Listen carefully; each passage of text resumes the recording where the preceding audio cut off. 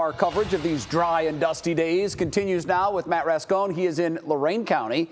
Matt, good afternoon to you. I know you spoke to some farmers there today. What are they saying about this dry spell that we're in? Yeah, Jay, a lot similar than what we heard from Peyton out here at the farmland in Grafton.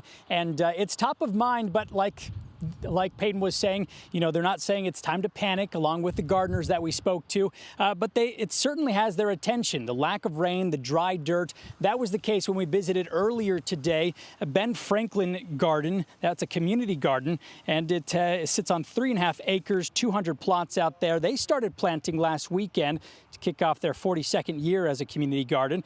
Growing everything from tomatoes and peppers to squash, Brussels sprouts, and watermelon. So far, though, no water since then. In fact, May has been one of the driest they've seen in years, and the other factor is the heat when they're out there trying to plant those crops. And some said they put down straw, mulch, or even newspapers to help keep the moisture in the ground.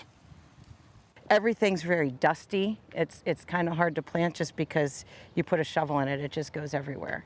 So I think it's just more time consuming too, just trying to make sure your plants are watered and everything like that.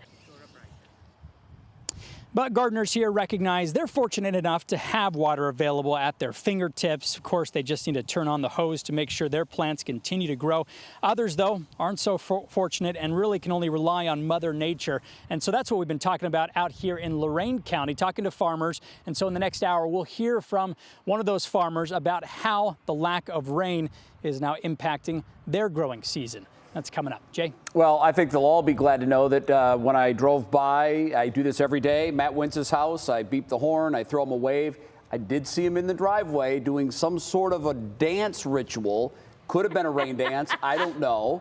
But I'm hopeful that rain is on the way because when he dances, Mother Nature listens. Matt Rascone, thanks. Yep.